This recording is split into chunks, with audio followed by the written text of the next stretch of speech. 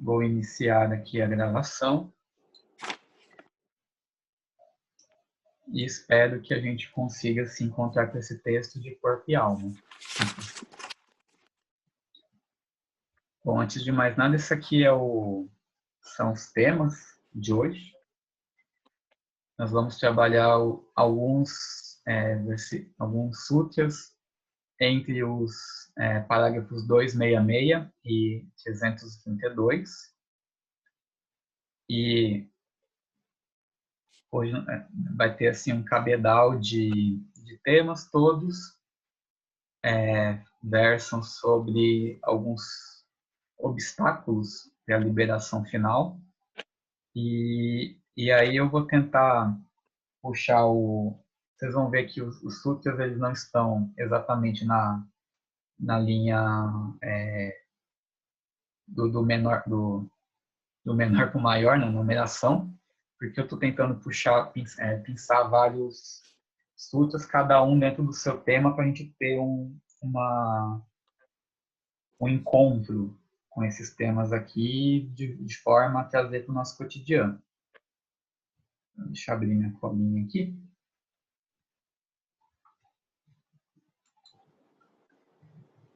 Eu quero aqui retomar aquilo que nós começamos a falar na sexta-feira passada, a respeito do Atman Yoga, que é esse conceito talvez novo, que é uma meditação baseada na reflexão sobre o Atman e sua identidade com Brahma, e a partir dessa meditação fazer um trabalho progressivo de preparação da mente para essa experiência direta, que é a base da tradição Advaita Vedanta.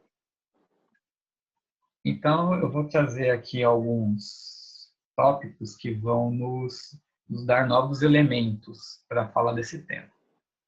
Então, aqui, Brahma, a verdade, o Supremo, o único um, e diferente da verdade com V minúsculo, a verdade relativa, vamos dizer assim, essa verdade do mundo manifesto, da não verdade, é quem está no centro da sabedoria. Quem mora em Brahma não mais renasce. E a gente vai falar bastante sobre a questão do karma e dos renascimentos.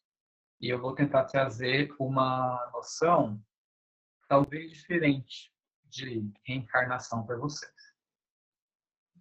Continuando, a concepção errônea, errada, que atribui uma coisa a outra, como, por exemplo, de confundir o seu corpo físico, o seu eu individual e pessoal com Atman, tem que ser rejeitado pelo sábio através da devoção, da identificação com Atman. Então, olha que interessante. Lá na segunda semana, a gente falou sobre Bhakti, sobre devoção. E na época eu falei, olha, devoção, nós ocidentais temos uma visão assim, de devoção como fé, aquela coisa bem irracional, pouco refletida. E aqui nós estamos falando sobre entrega, que foi a palavra que o Celso nos deu. E veja aqui, devoção é, na verdade, uma identificação. Olha que interessante. Aqui no mundo ocidental, a devoção é sempre a algum ser que é de alguma forma inatingível. Então, é o Jesus que já nasceu Deus, e ele meio que é até covardia quando você fala, tem que ser perfeito como Jesus, né? Jesus já veio filho de Deus, então não vale, porque ele já veio perfeito. Enquanto que aqui a gente fala o contrário. Na verdade, uma divindade, ela é um potencial da nossa alma, do nosso eu inferior atual. Então, no Oriente, você não tem uma devoção a um ser que, de certa forma, é inatingível, ou que é sempre aquele ideal muito longe. Pelo contrário, aqui, você se devota a justamente se identificar com um potencial estado futuro seu. Então, quando a gente, por exemplo, medita numa divindade do budismo, você está meditando justamente em você no futuro, que você no futuro vai conseguir assimilar aquelas potencialidades que só uma divindade atualmente tem. Então, olha a diferença da fé ocidental exotérica para a devoção da forma que existe mais nas tradições orientais. Olha que chavezinha diferente. Você virar a chave da fé irracional, o que abala interno. Essa divindade, na verdade, é eu quando esse meu eu for transcendido e aperfeiçoado. Não sei se para vocês essa diferença é tão poderosa como é para mim. Veja aqui um comentário do Murilo Nunes de Azevedo. Aqui, a devoção à Atman estabelece um canal através do qual flui a influência pacificadora de Atman nos planos inferiores da manifestação, ou seja, nos planos aqui no físico, no astral e no mental. À medida que isso acontece, há uma substancial mudança em nossas vidas. Ficamos mais sensíveis, mais compassíveis diante do sofrimento do outro e prontos a nos sacrificarmos pelo bem coletivo. Porque essa paz que nos inunda, que nos atinge, ela nos permite ter essa atitude naturalmente compassiva. E aí, veja, eu enfatizo muito que a diferença entre a força bruta, né, de você se forçar um comportamento compassivo, daquele de você tornar o seu campo astral e mental propício a naturalmente você ter uma atitude mais compassiva. E a devoção, no sentido de você mergulhar no arquétipo, vamos dizer assim, de uma divindade, é uma das formas de você conseguir caminhar para esse estado mais profundo dentro da influência de Atman. Então, eu vou enfatizar bastante isso hoje. Devoção, entrega, é a uma forma, vamos dizer, para a gente mais evoluída de comportamento humano.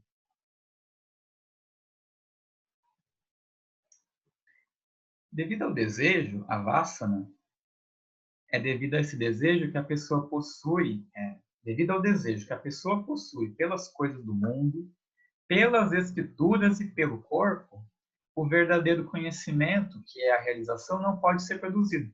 Veja, o desejo, até mesmo pelas escrituras, atrapalha. Ou seja, se você pegar a letra morta e fazer dela tudo, tornar ela a base, vamos dizer, estanque, rígida da sua fé, até isso atrapalha. Isso quem diz é Shankara. Então veja que interessante, você tem que trabalhar o desejo pelas coisas do mundo, então repensar como você tem esse contato e também repensar como é seu contato com o seu próprio corpo, por isso o recolhimento hoje, e com as escrituras. Como é que você se relaciona com tudo que você estuda? Será que você, de alguma forma, piora a sua identificação com o seu eu inferior quando você estuda certos temas? Olha que provocação. E aqui, a aspiração em direção à Atman, ao mergulho em Atman, é amortecido, é freado pela rede de desejos não espirituais que pode ser destruída por uma constante devoção à Atman, permitindo que se manifeste por si mesmo. Então veja, porque lembra que Atman é envolto por 5 envoltórios e eles funcionam como uma espécie de rede protetora que nos impede de chegar em Atman. E trabalhar nessas redes é justamente você diminuir o medo que você tem da perda. Porque se você mergulhar em Atman, você vai perder muitas coisas. Coisas que você tem, pela qual você tem apego. E aí, muitas vezes, o medo do desapego nos impede de ir mais longe. Muitas vezes, por você saber que em algum momento você pode perder o seu desejo por alguma coisa que hoje em dia você gosta muito, isso é uma forma quase inconsciente de te impedir de avançar no trabalho espiritual. Veja só, o apego de hoje, você conhecendo o final da história, que é o mergulho profundo em Atman, você já sabe que você vai perder muitas coisas, você vai perder vários apegos. Será que você, com a sua cabeça de hoje em dia, tem coragem de, no futuro, desapegar disso tudo? Veja, a gente em algum momento vai. Será que você, pelo contrário, não está de uma forma quase inconsciente, com medo prévio dessa perda? Por que perda? Porque hoje em dia eu sou apegado a isso.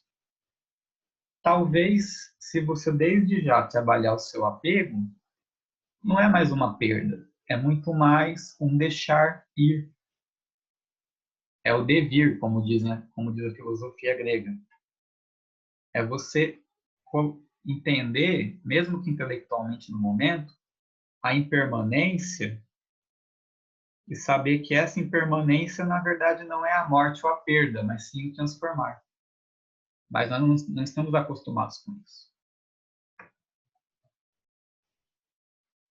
E veja só, eu quero enfatizar muito essa palavrinha aqui, ó, que no Sutra 287 diz que, sem permitir qualquer intervalo de esquecimento causado pelo sono, pelas notícias de atividades mundanas ou pelos objetos do desejo, medita no ser, em Atman, presente nesse ser. Olha só, gente, o sono, as notícias, por exemplo, você tá aqui meditando, pensando em coisas positivas e de repente você vê uma notícia de um governo, seja federal, estadual ou municipal, que te dá uma raiva tão grande que você esquece tudo que você estava meditando até agora há pouco. Aí você imagina que você não consegue manter aquele estado pacífico ao você ter contato com certas coisas do seu dia a dia. E o que acontece quando você tem contato com isso? Você esquece. Porque uma vez eu ouvi numa palestra assim, já pensou se a gente acreditasse em tudo que a gente fala aqui? Nas palestras, nos encontros? E aí isso me calou fundo, porque eu falei, engraçado, acreditar eu acredito, mas eu esqueço que eu acredito. Tudo isso é tão não óbvio para a gente, é tão diferente, que a gente tem que ficar o tempo todo fazendo palestra para lembrar. Quantas vezes a gente já não ouviu a palestra sobre a mesma coisa e mesmo assim ainda é difícil para a gente assimilar certas coisas. Por isso que o esquecimento é um tema essencial a gente pensar. Por quê? No 324. De novo, por que nós renascemos? Porque o esquecimento da nossa identidade com Atman nos joga de cabeça nesse oceano de nascimentos e mortes, dos renascimentos. Mesmo uma pessoa, um homem instruído, mas que é atraído pelos objetos do sentido e tem sua mente pervertida. Então, se nós de fato acreditássemos piamente nisso tudo, não mais renasceríamos, porque nós já teríamos mergulhado de volta na unidade. Porém, a gente fica o tempo todo esquecendo disso. E é nesse momento que a gente deixa de se identificar com a unidade e volta a se identificar com o corpo. momentos onde isso é mais claro, em momentos de doença, em momentos de dores físicas. E veja como é uma coisa bem profunda, né? Porque dor física, tem como... Você consegue imaginar você não se identificando com uma dor no seu corpo? Você sentiu uma dor assim, tipo eu que já tive pedra no rim. Eu fico imaginando, será que eu conseguiria sentir uma dor de pedra no rim e não me identificar com ela? Pensar, não, isso não sou eu. Está doendo pra caramba. Veja como é difícil para a gente, intelectualmente, assimilar isso. Isso é aí que o Atman Yoga é um grande desafio e que a gente tem que se preparar para que seja nessa vida, seja em próximas, a gente conseguir ter um vislumbre de como alcançar isso. Veja, é muito fácil para a gente quando nós estamos relativamente bem. Porém, quando o calo aperta, é quando a gente vê se a nossa aspiração, a liberação, se a nossa viveka, se a nossa vairagya realmente tá bem trabalhado. E por isso que eu enfatizo que essa questão do esquecimento é uma ótima chave para a gente entender. A gente renasce porque a gente é ruim, porque a gente merece sofrer mais? Muitas pessoas falam isso, mas eu diria que é muito mais porque a gente tem uma nova chance de lembrar do que a gente esqueceu. E a gente agora sabe disso. O que a gente faz com isso? Talvez tentar esquecer menos. E veja só, o que a gente deveria realmente esquecer? É o que diz o Sutya 137, que Vairagya, a renúncia, tanto externa como interna, elas acontecem quando nós já não temos mais paixões, no sentido de apegos inconscientes e incontroláveis. Portanto, quem é desapaixonado, ou seja, quem consegue viver dentro do devir, dentro da impermanência, quem suporta o ir e vir das coisas do mundo, essa pessoa é desapaixonada. E se ela tiver mumukshutva, se ela tiver aspiração pela libertação, ela esquece o apego interno e externo. Aí você já consegue imaginar essa situação? Você esquecer o apego? Imagine, você consegue esquecer que você é idêntico a Atman. É a nossa situação atual, de acordo com a tradição Advaita. Já pensou se a gente conseguisse trabalhar e de repente esquecer de se apegar às coisas? Consegue imaginar essa situação? Veja, é nesse sentido que a meditação, por exemplo, tem que ir. Entendo eu que é justamente para você trabalhar esses mecanismos bem profundos nossos que nos sabotam na nossa vida espiritual, para justamente pensar, bom, eu tenho que, já que eu esqueço do que é essencial, será que eu consigo esquecer do que não é essencial e lembrar do que é essencial? Ou deixar de fugir do que é importante? Porque o esquecimento pode ser uma defesa nossa. O nosso eu inferior, com medo de se perder no mar de Atman, ele se defende.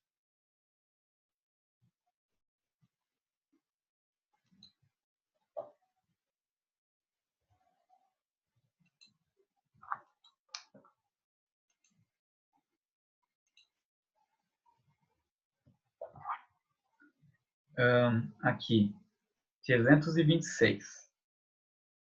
Se o ego pensante perde o seu objetivo, que é Brahman, como eu estou falando, e se diverte superficialmente, então ele se afasta da real direção, como uma bola de futebol de jogo que descuidadamente desprende-se descendo os degraus de uma escada.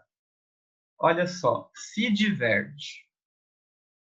Eu fui no dicionário e eu fui pensando o seguinte: se divertir, a gente pensa, uma coisa divertida, uma coisa legal, uma coisa gostosa. Olha só, divertir, divertire, do latim, desviar a atenção de algo ou de alguém, distrair-se, fazer esquecer, desabituar-se, entreter-se com diversão ou brincadeiras, recrear-se, fazer recreação. E, por fim, alegrar-se, rir ou fazer alguém rir. Perceba que se divertir, dentro do contexto ocidental, é uma coisa potencialmente ruim para a gente. Por quê? Não se trata de transformar a vida num calvário sem fim, em você nunca rir, em você nunca sorrir, em você nunca se dar certos momentos agradáveis. Mas, por outro lado, é você ter um certo foco em algumas coisas e caminhar para esse objetivo, que é retornar a Brahman, que é Atman, de uma forma leve, sem punições, sem tornar a vida um calvário, mas também caminhando em direção ao seu foco. E aí a distração, o divertimento, pode ser algo complicado para a gente. Às vezes a gente prefere fazer coisas divertidas justamente para esquecer do peso que nós temos em ter esse trabalho na senda. Será então que um Mahatma não se diverte, no sentido de que ele não dá risada, que ele não conta piada, que ele não tem momentos leves? Bom, provavelmente ele não faz isso na hora do trabalho. Na hora em que ele é adepto, com certeza ele tem um foco direto e reto. Nos momentos em que ele não é adepto, ele tem discernimento para poder, na hora certa, dar risada, falar uma coisa mais leve. Quem lê as cartas dos Mahatmas percebe isso muito bem. Os Mahatmas têm até momentos de ironia, de sarcasmo, são bem interessantes. Mas eles têm foco. E aí, veja, discernimento. Eu devo passar o final de semana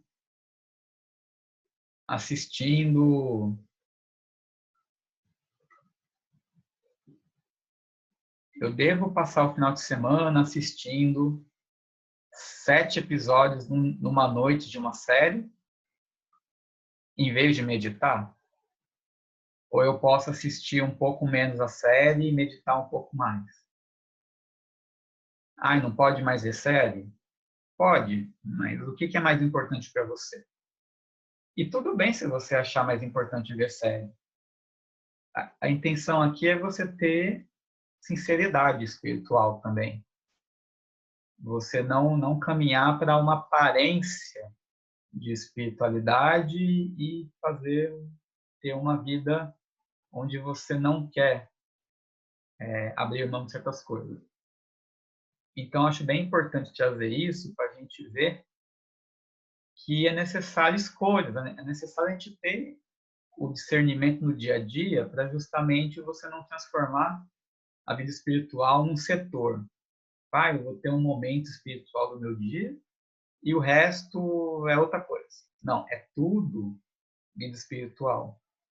E isso é interessante porque, de repente, até uma coisa que não tem cara de ser espiritualidade se torna.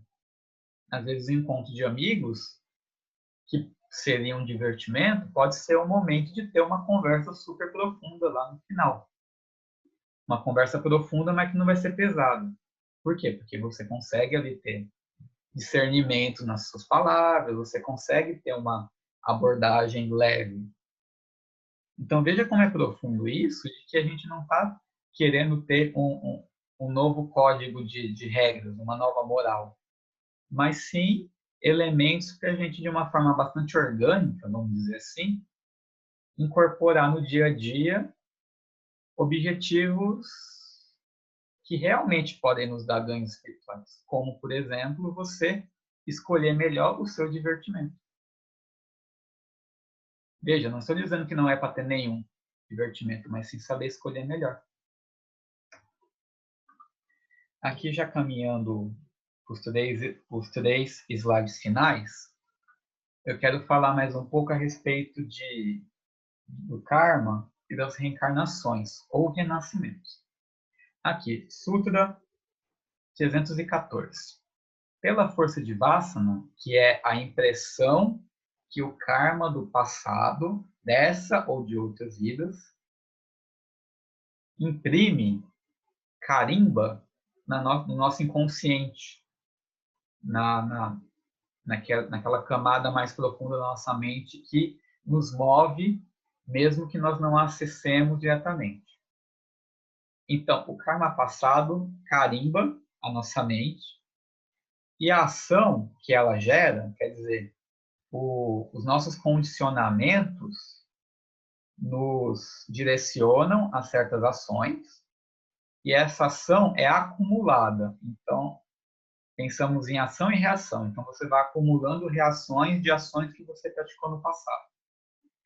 E, através disso, esse Vassana cresce, porque aí você tem novas coisas carimbando a sua mente para você ter ainda novas ações no futuro.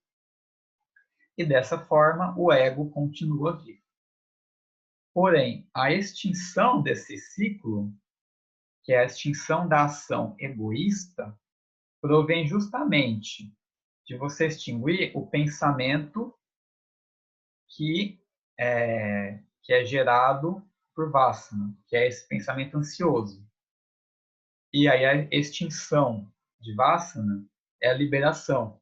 Aqui você está vendo que quem se liberta se torna um Jiva Mukti. Mukti significa libertação, e Jiva, como falamos em dias anteriores, é essa alma pessoal. Vamos dizer assim, é a alma mais profunda que reencarna. Esse Jiva Mukti é alguém que já está liberto dessa alma pessoal. E veja, por que eu trouxe esse sutra? Porque olha só, eu adorei essa tradução. Pensamento ansioso. O que significa o karma ter impresso condicionamentos no nosso inconsciente? A gente, em algum momento dessa vida mesmo, nós aprendemos que se a gente enfiar o dedo na tomada, você pode levar um choque. Isso é uma coisa assim bem factível. Então a gente também não tem motivo para ficar enfiando o dedo na tomada. Porém, em algum momento, a gente tinha uma expectativa, por exemplo, de afeto, de alguém que cuidava, ou de alguém que, quando você era pequeno, ou até um pouco mais grande, você esperava um afeto de volta, e esse afeto não veio. E aí aquilo foi tão impactante que você nunca mais conseguiu dar afeto a alguém sem inconsciente se lembrar que lá no passado você já ofereceu afeto e não veio de volta. Então você já projeta no futuro as perdas. Você já tá pensando, espera aí, mas eu vou sofrer ali com essa pessoa. Então, antes de você se oferecer, se abrir para ela, você já está pensando na sua perda, já está pensando no seu sofrimento. Então, antes de viver uma coisa, você já está projetando um sofrimento, um desgosto, que é o que seu condicionamento te faz. Por quê? Porque você já sofreu no passado e você pensa que você consegue evitar o sofrimento projetando esse sofrimento no futuro a partir das suas experiências passadas. E veja como isso é perigoso, porque você pode, por causa de um passado triste, você calar várias experiências no presente que podem ser muito boas para você. É por isso que a gente está falando aqui que você, antes de extinguir a ação, você tem que extinguir o pensamento ansioso que o nosso condicionamento gera na nossa mente e que nos impulsiona a ter ações que só vão gerar mais karma. Karma no sentido de que você não vai viver as coisas até o fim, que você vai, de alguma forma, evitar o que você teria que passar, ou então correr atrás de experiências que já não mais te ajudam a crescer.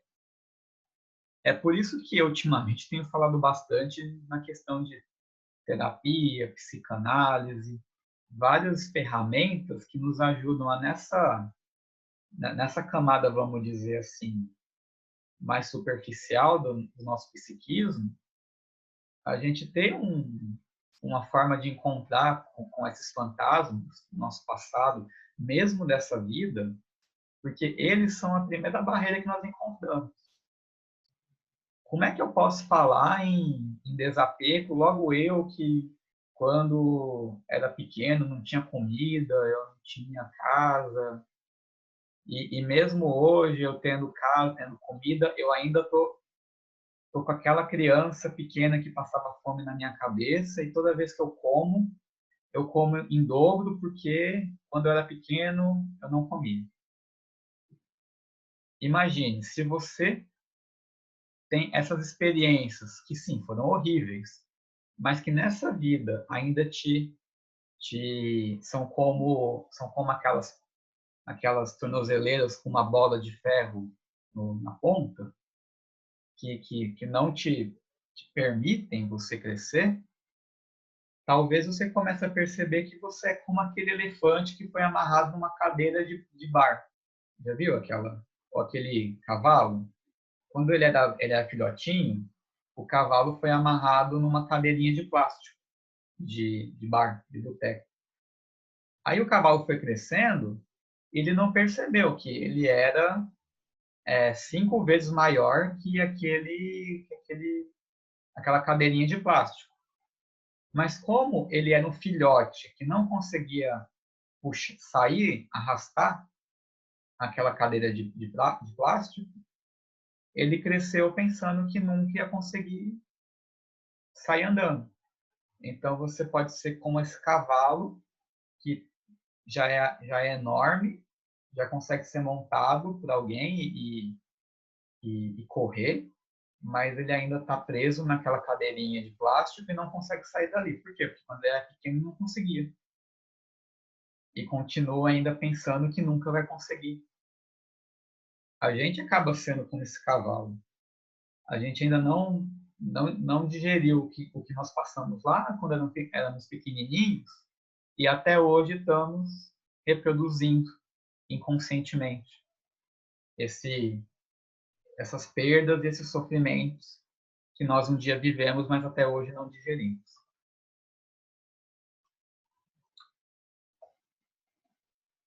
Veja, novamente, sem permitir qualquer intervalo de esquecimento causado pelo sono, notícias de atividades mundanas ou pelos objetos dos sentidos, medita no Atman. Independente de você estar com sono, de você estar irritado ou de você estar desejoso de algo, se esforce nessa meditação. O que pode ser essa meditação? Simplesmente lembre de tudo isso que nós falamos. Medite no Atman e tente com isso encontrar formas de se aproximar da unidade, seja a unidade da vida, pelo cotidiano, pelo coletivo, seja na sua vida interna. E olha só, o tesouro escondido dessa suprema bem-aventurança, ou seja, o Atman envolto nos 5 envoltórios é como um tesouro escondido. Ele é guardado pela muito poderosa e terrível serpente arrancada, que é o egoísmo. O egoísmo, ele envolve o ser com as suas 3 cabeças. Essa serpente tem 3 cabeças, que são as 3 gunas. tamas, rajas e sátiva. O homem que é sábio também é capaz de apreciar este oculto tesouro de bem-aventurança, como cortando as 3 cabeças e destruindo essa serpente com a grande espada do conhecimento espiritual. Essa serpente é o egoísmo, que gera os 5 revoltórios através das gunas, e para você cortar a cabeça da serpente, você tem que usar a espada afiada do discernimento e do conhecimento espiritual. Aí eu só relembrando aqui que as 3 gunas são tamas, que é a estabilidade, quer dizer, as coisas precisam ser estáveis, mas às vezes você tem que mudar, mas você prefere essa inércia. E aí essa estabilidade que pode ser prejudicial para a gente, ela é eliminada através do movimento de rajas e da harmonia de sátiva. Porém, rajas tem que ser, vamos dizer assim, harmonizado com sátiva, e mesmo sátiva tem que ser purificado. Por quê? Porque essa harmonia, ela é muito sensível, muito fraca, porque ainda existe rajas e tamas. Então, com o auxílio de sátiva purificado, a gente remove essa concepção errada de, por exemplo, confundir o corpo com Atman. E para encerrar, eu só quero deixar aqui essa leve provocação, se é que as outras não foram provocativas. Mas é o seguinte, 294. O universo objetivo é falso, ele não é verdadeiro, ele não é o que existe do ponto de vista do Logos. Esse universo objetivo não é Logos, não é Atman, não é Brahman. Logo, é transitório. Como, então, posso eu dizer que eu conheço tudo? Sendo que mesmo o egoísmo e o meu conhecimento falso são transitórios. Aí você imagina, se mesmo o universo, do ponto de vista de Atman, ele é ilusório, por que que quando uma pessoa na rua xinga a sua mãe de alguma coisa e você sabe que a sua mãe não é aquilo, mesmo assim você tem um ataque de fúria e começa a replicar com essa outra pessoa? Veja, você sabe de tudo isso, que aquela pessoa não te conhece, ela não conhece sua mãe, nunca te viu antes, mesmo assim você tem um apego a você não sabe bem o quê, mas um apego que te joga a querer brigar com aquela pessoa ali mesmo. Então, será que não é um ótimo exercício começar daí? O que que te ofende? O que que te irrita profundamente? E é justamente tudo isso, aquilo que você foge o tempo todo. Você não quer nem ouvir falar daquilo. Mas aí que tá. É justamente aí, nessas coisas que você não quer ver nem pintado, que talvez surja, que esteja ali esperando para você encontrar com um obstáculo que você tem que conseguir eliminar da sua vida psíquica, para conseguir se aprofundar. É duro? É. É estranho? É. Mas é um primeiro passo. E veja, às vezes a gente se chateia por a gente falar de coisas muito elevadas e muito longínquas e tal. Então, beleza. Vamos começar então pelo básico. Vamos conseguir aprender a não nos sentirmos ofendidos por alguém que xinga a gente na rua? Ou alguém que olha feio? Será que a gente consegue sentir compaixão e nos sentirmos unos, mesmo que, vamos dizer assim, em humanidade compartilhada, com aquele político que você tanto odeia? Ou que você acha que desgraçou sua vida em algum momento por alguma atitude dele? Como que é? Já que o Atman está muito longe, vamos começar pelo pequeno. Será que a gente consegue olhar para aquele cara e falar, não, mas ele também é Atman? ele também é uno comigo, ele também é transitório e ele também vai um dia se unir de volta à Atman, assim como eu. A gente consegue isso? Bom, um outro passo é também a gente começar a se reconciliar com o próprio corpo.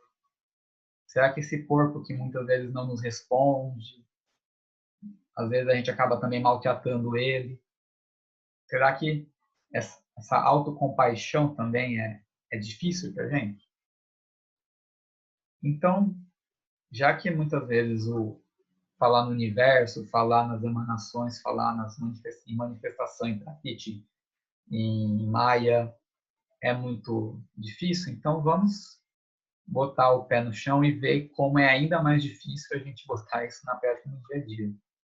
Mas é algo renovador. Depois que você tentou 15 vezes não se irritar, você começa a perceber que é possível se irritar menos.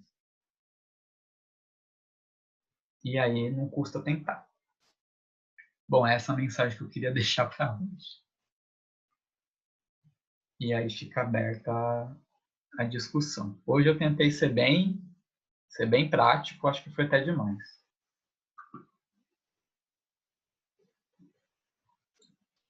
E aí, voluntários, para falar alguma coisa.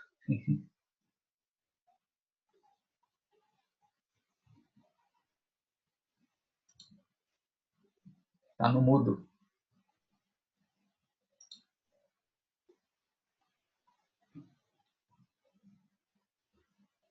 Tá me ouvindo? Agora sim, vou tirar o meu. Ah, tá.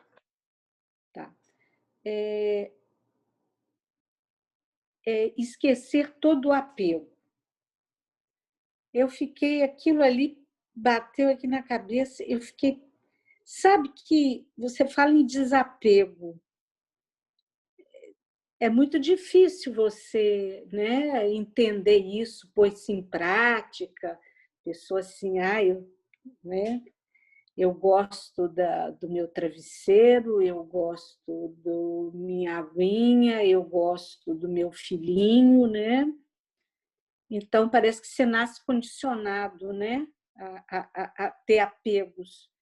E quando eu faço a meditação, né, eu vou pôr em prática isso daqui. Eu acho que, quando você falou, me tocou assim, que eu acho que esquecer todo o apego é um caminho mais fácil de desapegar.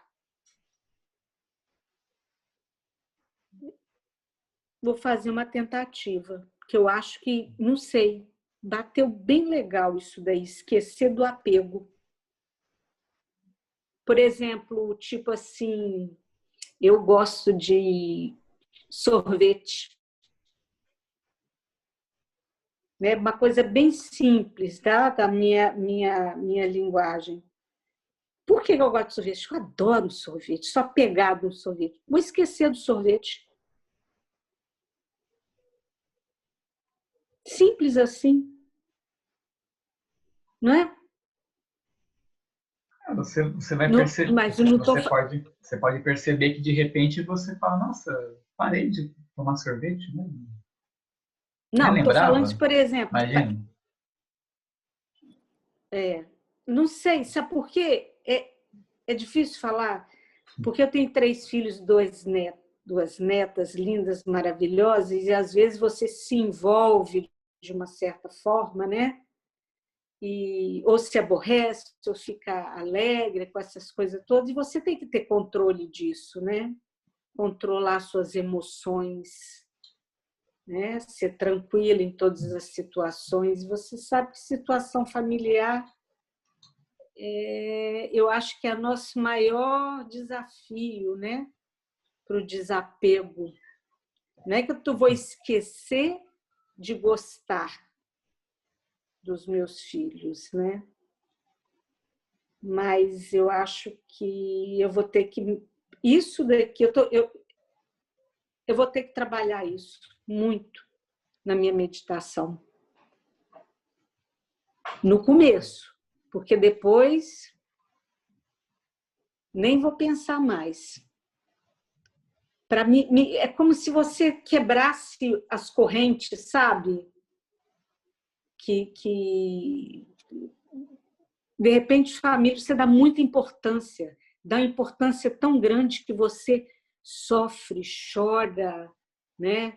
E aquela coisa toda, e esquece, você acaba vivendo muito no emocional, né? No físico, e esquece de meditar em Atman, como você falou, né?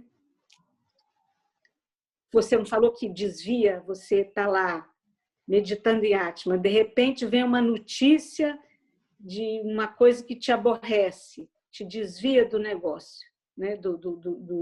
Da sua meditação, né? Eu não sei, é difícil a gente ser humano, né?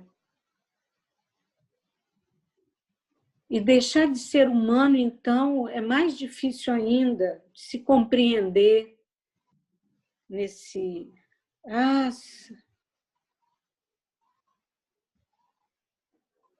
Viveca, é difícil. O que você Como é que você pode me ajudar nisso tudo? Eu normalmente não gosto de achar que, como você bem falou, que desapegar é deixar de gostar. Sabe por quê? Porque como a gente é meio tontinho, né? A gente acha que Uhum. desapegar é ser indiferente. E não é, né? Então, é justamente um amor que deixa aí. Quer ver um exemplo? Existe na psicologia, existe um pessoa, eu fui procurar e eu descobri que existe um pessoal que falava teoria do apego. Aí eu já me interessei para saber o que eles estavam falando. Por que eu falei muito da criança? Porque eles fizeram alguns testes e perceberam o seguinte, que havia uma diferença entre o comportamento da criança, que quando, por exemplo, a criança tinha três tipos de criança. A criança que, quando ficava sozinha num quarto e o pai ou a mãe ia para outro, essa criança ficava muito angustiada porque ela achava que o pai não ia voltar mais. Só que assim, todas as crianças, elas ficavam angustiadas, cadê meu pai? Cadê meu pai? Tinha algumas crianças que elas na hora que o pai entrou na sala, elas correram desesperadas pro pai e abraçaram desesperadamente, tipo, pai, não faz mais isso, não some e tal. Teve outras crianças que elas, quando o pai entrou de volta no quarto, elas ficaram felizes, mas e abriram um sorriso e tal, mas falaram, não, mas o meu pai sempre volta, eu sabia que ele ia voltar. E tem outras crianças que elas não davam nenhuma bola. Por quê? Porque lá no passado elas desistiram. Porque, por exemplo, o pai era muito vivia com babá, isso é um exemplo assim. Mas a criança desistiu Uhum. e descobriu que era melhor ser indiferente do que amar aquele ser que sumia e tal. E aí hoje em dia, e aí que perceberam que aí a primeira pessoa, que é aquela que saía desesperada para abraçar o pai, se tornava depois uma pessoa carente, muito carente. O que era indiferente se tornava uma pessoa evitante, assim, que não se afetava com nada. E o terceiro é a pessoa, vamos dizer, saudável, que ela é uma pessoa que ela não sabe esperar, ela sabe falar o que ela quer, que é, por exemplo, o que eu venho trabalhando para me tornar. Então, assim, em vez de eu, por exemplo, engolir o que está me irritando, e eu só falar depois, explodir de raiva, assim que eu sinto, eu tento comunicar. Então, isso está me incomodando, isso... O que você quer dizer com isso? Então, em vez de eu ficar projetando, fantasiando, eu falo, eu comunico. E aí isso é muito interessante, porque você percebe que das relações humanas, 1000% dos problemas é comunicação. Comunicação, primeiro, você saber o que você está sentindo, entender se é raiva, se é medo, se é carência, e depois aprender a falar isso para o outro. Essas são duas coisas. Assim, às vezes eu fico pensando em que assim, existe um negócio chamado comunicação não violenta, que é bem interessante. Um dia acho que eu vou até fazer uma palestra sobre ela. Mas existe também uma coisa que eu chamo de alfabetização emocional. Que é você saber, peraí, o que eu estou sentindo aqui? É medo? É carência? É sentimento de perda? É ansiedade? Ansiedade é quando você projeta que você vai perder alguma coisa, então você já se antecipa. É um medo exagerado. Então, nesse sentido do exemplo que eu dei, né, da psicologia, vamos dizer, não necessariamente espiritualista, eu acho que uma das coisas que a gente tem que, já que nós não temos a oportunidade de nos enfiar no mosteiro, é justamente aprender a ter essa comunicação fluida.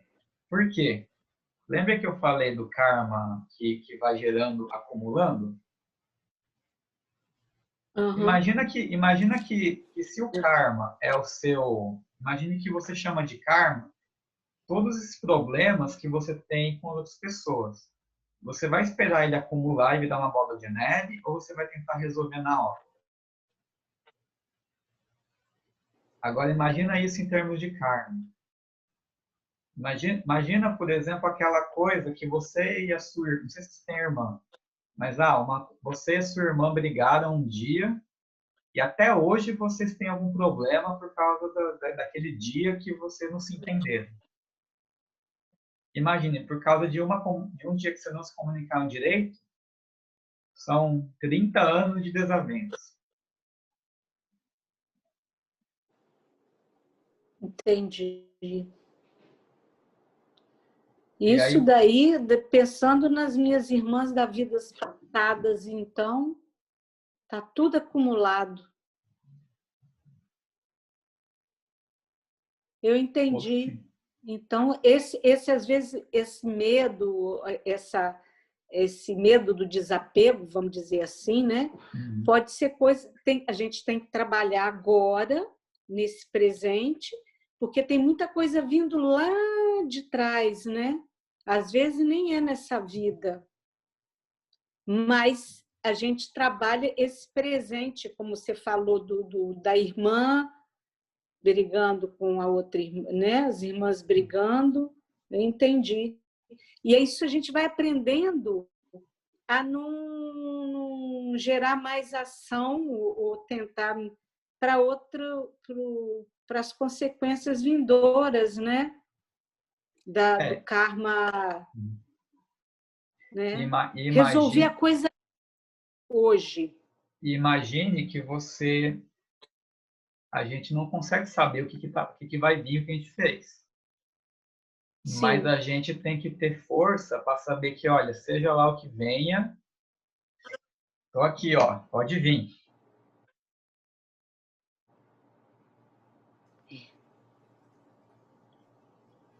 E eu acho que não vem assim, vai vir um câncer, vai vir numa coisa de pele. Tá. Vai vir, provavelmente vai vir num condicionamento. Vai ser muito mais um medo, uma coisa assim. Enfim, é um terreno bem pantanoso, mas acho que é interessante a gente colocar em termos bem práticos. Essa coisa do psicológico, né? Às vezes vem como você falou, num câncer, alguma coisa, mas talvez uma coisa que está aqui dentro, mais interno, né, certos enfrentamentos. Né? Sabe por que eu estou falando isso do câncer, antes de passar para o Paulo? Parênteses. É porque tempos atrás eu vi uma loja teosófica que falou de um tema chamado doenças da senda. E o cara defendia que haviam doenças que você tinha, sim, não era assim, mas dava a entender que você tinha que passar uma doença para você atingir.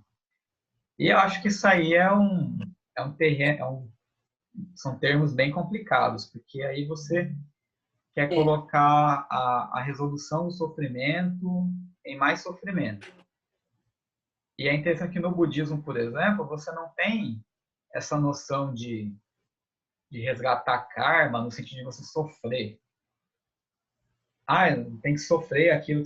Não, você tem que justamente criar um ambiente que você não sofra pelo que aconteceu.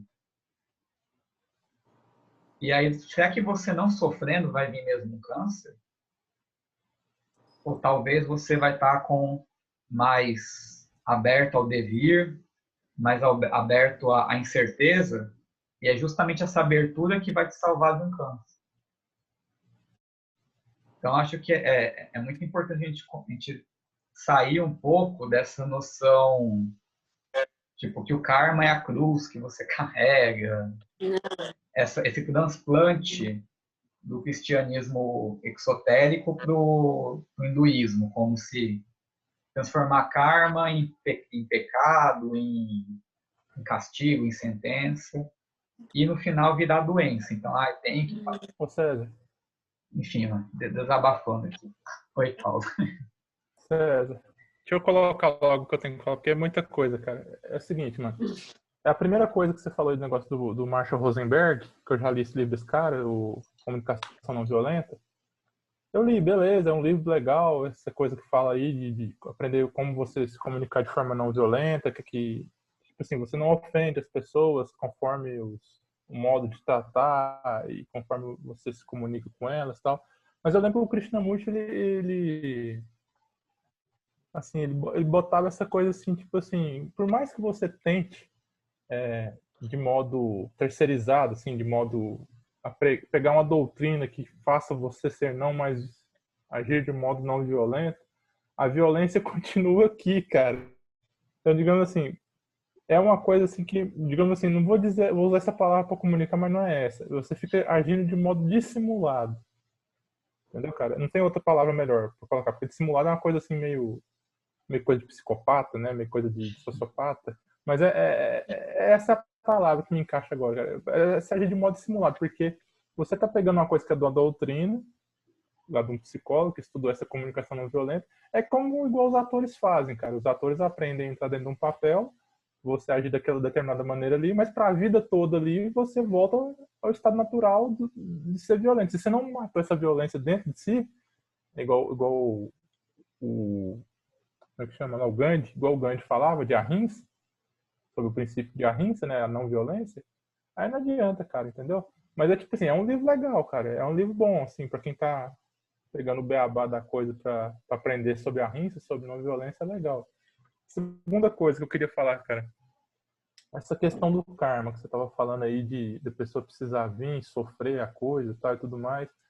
Finalizando os estudos do Ciência do Yoga lá agora essa semana, cara, eu perguntei isso para a instrutora, porque tem 3 tipos de karma, né, cara? Vocês sabem, né?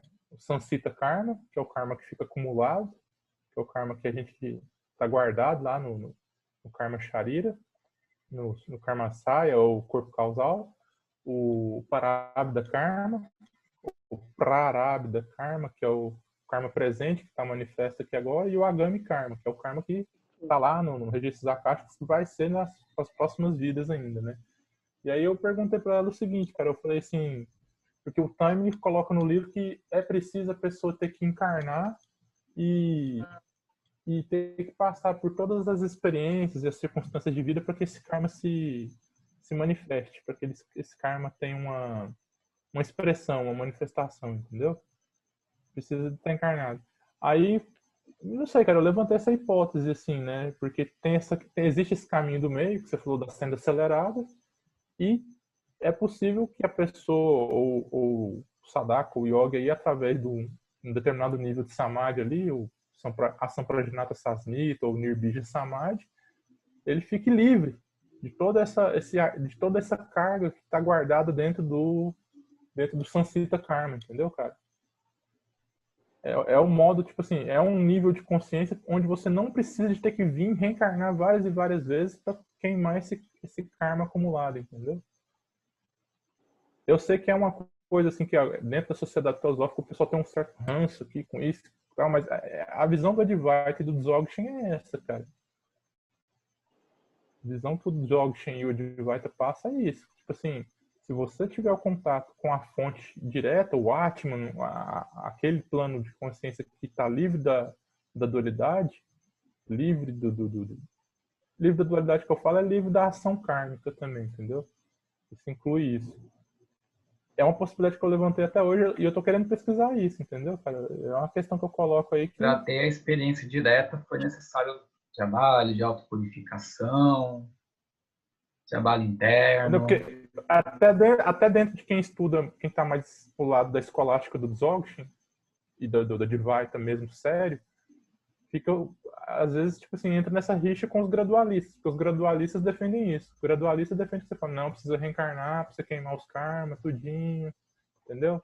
Não, mas nem entrando nessa questão de karma, queimar karma, mas existe ali um trabalho de autopurificação, um trabalho, seja nessa vida, seja em outra. Não, isso eu tô de acordo, isso eu não tenho Não, dúvida. isso eu estou te perguntando, existe isso? Sim, essa questão de Então, fazer assim, a preliminar existe. Então, isso já é um ponto que é bem pacífico com o que aqui na ST se costuma debater. Acho que é mais central do que isso que você falou dos gradualistas, é muito mais que existem certas doutrinas que elas não passam pela questão da meditação sobre o apego, sobre o egoísmo. Muitas passam direto por isso, tipo, obviamente seitas, né? Não as tradições mesmo. Mas muitas pessoas fazem leituras distorcidas que caem nisso de que, não, você como você é, com os seus apegos todos, também vai conseguir se iluminar. Acho que esse que é a rixa, vamos dizer assim. Mesmo nas outras doutrinas, mas que exista um trabalho de purificação, que você tem que fazer meditação, tem que se encontrar, debater com esse seu eu interno, acho que isso é ponto pacífico. O problema é muito mais a budismo e hinduísmo fast food. Sabe por quê, cara? Porque eu até coloco aquele exemplo do Angulimala. Todo mundo conhece o caso do Angulimala, né? O Angulimala era aquele assassino lá que matou um monte de gente lá enquanto o Buda era vivo também, né? E ao ter tido contato com o ensinamento do Buda direto, ele claro, levou alguns anos de prática de meditativa, mas também atingiu o Nirvana também, atingiu a liberação também. E tinha matado muita gente naquela vida ainda. E atingiu a iluminação, né? Então, você se pergunta assim, pô, se isso é possível, então, né? Eu falo, então, é possível. Se você considerar essa história verdadeira, é possível a pessoa queimar Sansita Karma em uma vida só. Qual que é a lição que costuma contar mais essa história?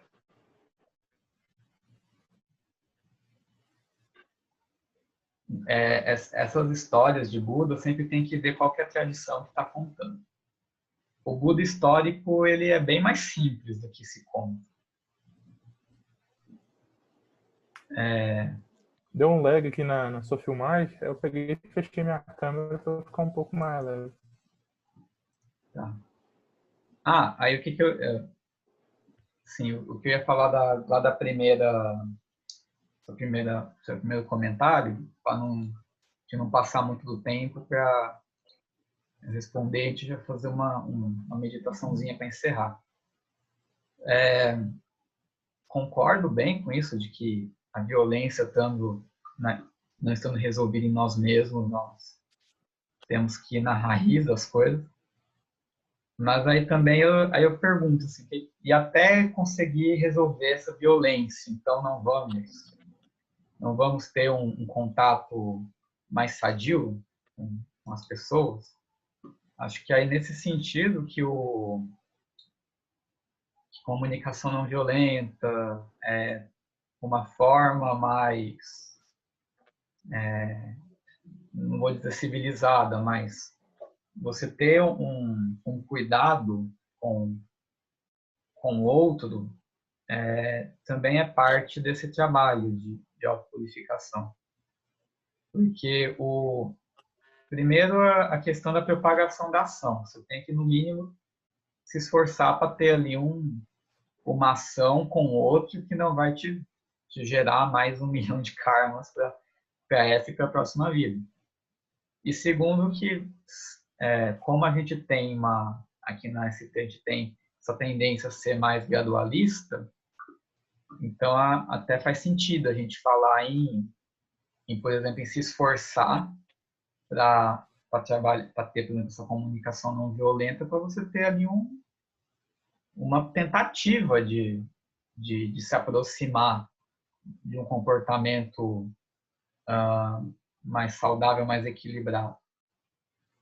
Aí eu diria assim que o que também eu acho importante de você, seja comunicação não violenta ou qualquer outro tipo de tentativa, né, de comportamento diferente, é de você mudar seu comportamento com o outro e ver como que isso vai refletir em você mesmo.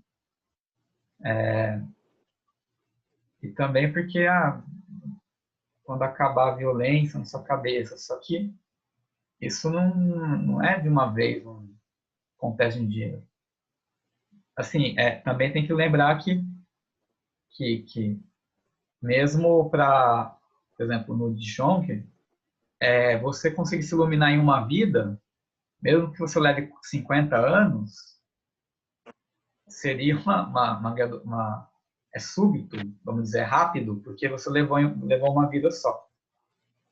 Então, eu acho que, sinceramente, 50 anos da vida se esforçando em ter uma comunicação menos violenta pode, de alguma forma, gerar méritos para a próxima vida.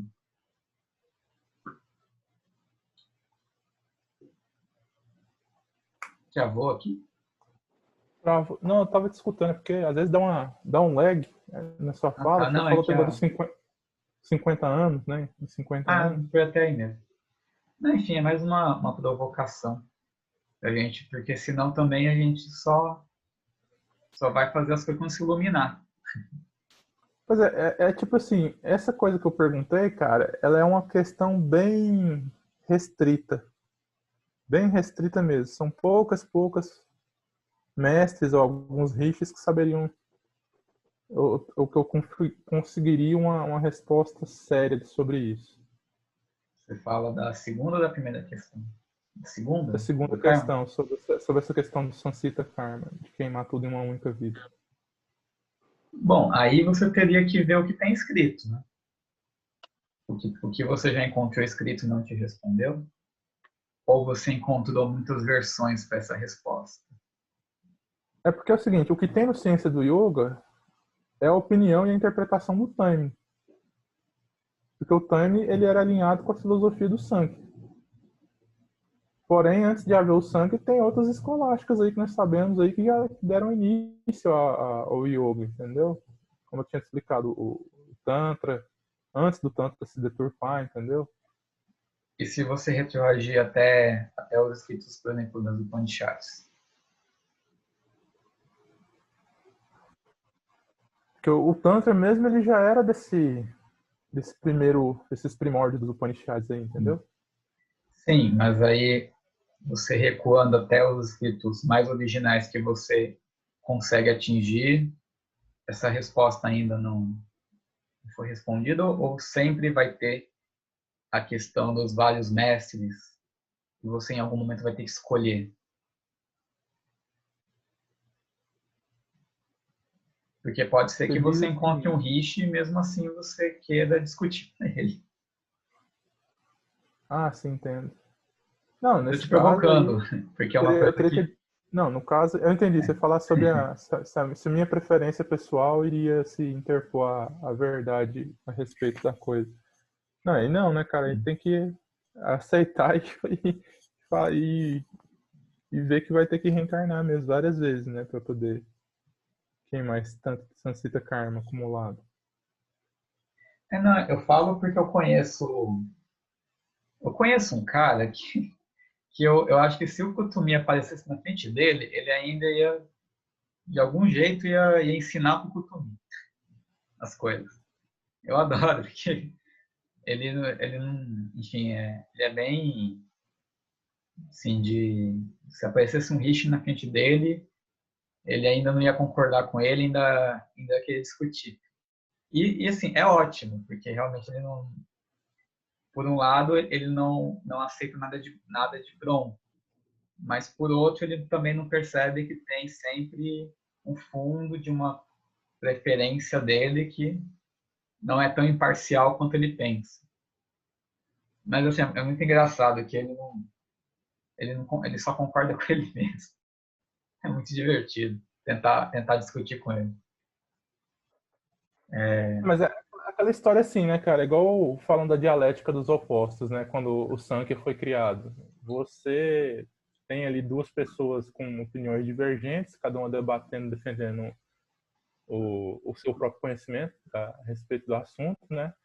E quando um vê que o outro realmente está colocando uma opinião que está mais alinhada com a verdade, ou se aproxima mais da verdade do que a do outro, que ainda estava um pouco abaixo, esse que está, digamos assim, perdendo em razão, tem que aceitar, cara. Tem que aceitar e falar, não, beleza, é isso, né? Isso aí esse princípio é chamado de Satyameva Jayati.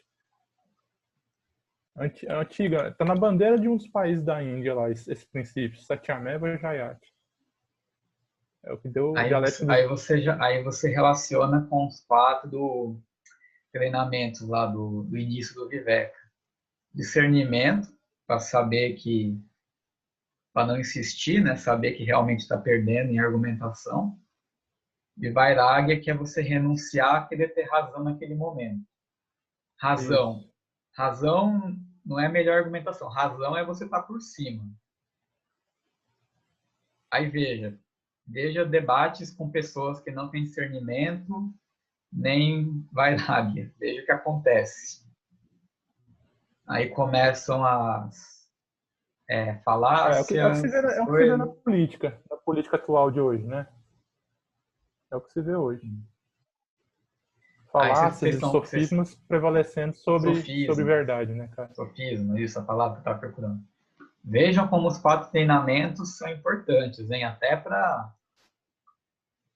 Vejam em vários momentos do cotidiano, se houvesse ali pelo menos um dos treinamentos inculcados na pessoa que está do seu lado, o quanto isso mudaria. Bom, eu vou aqui encerrar a gravação, então, para já